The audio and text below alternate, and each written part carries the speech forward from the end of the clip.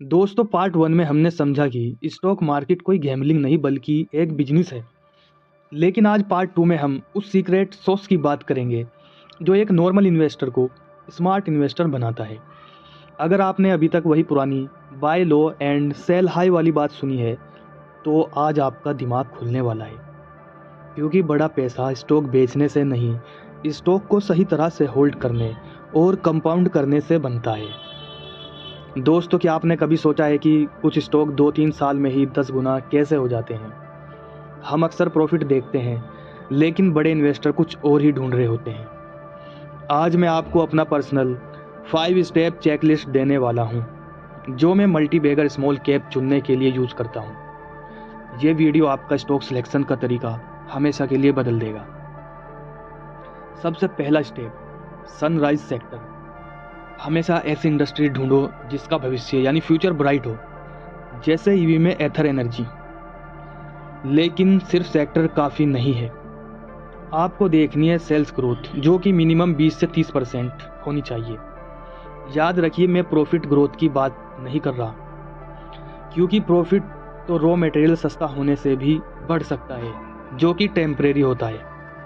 अगर कंपनी की सेल्स बढ़ रही है, इसका मतलब है कि मार्केट में उसके प्रोडक्ट की असली डिमांड है।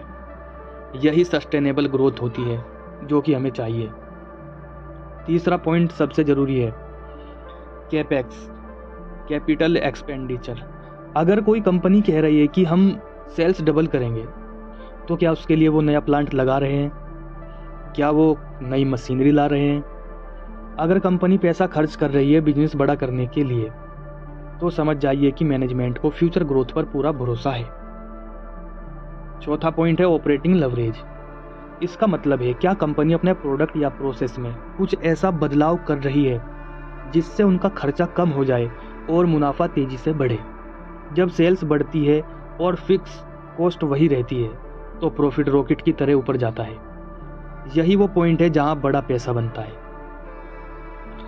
और आखिर में peer group analysis. Stock market एक रेस की तरह है, आपको सिर्फ अपनी कंपनी नहीं देखनी, बल्कि उसके मुकाबले कॉम्पिटिटर क्या कर रहे हैं वो भी देखना है। अगर पूरी इंडस्ट्री 10% से बढ़ रही है और आपकी कंपनी 25% से, तो वही वो रेस का घोड़ा है जो आपको जिताएगा। तो दोस्तों, ये तो थे वो 5 पैरामीटर जो एक ऑर्डिनरी स्टॉक को मल्टी बैगर बनाते हैं। लेकिन याद रखिए, सिर्फ अच्छे स्टॉक ढूंढना काफ़ी नहीं है। अगर आपने सही स्टॉक तो चुन लिए, लेकिन उन्हें सही रेशियो में नहीं रखा या बहुत ज़्यादा स्टॉक भर लिए, तो आपका रिटर्न कभी जनरेट नहीं होगा। बड़ा पैसा सिर्फ स्टॉक चुनने से नहीं, बल्कि सही पोर्टफोलियो बनाने से बनता है। एक आइडियल पोर्टफोलियो में कितने स्टॉक होने चाहिए और मैं अपना पोर्टफोलियो कैसे मैनेज करता हूँ, अगर आप वो वीडियो मिस नहीं करना चाहते तो अभी नीचे कमेंट में लिखिए पार्ट 3।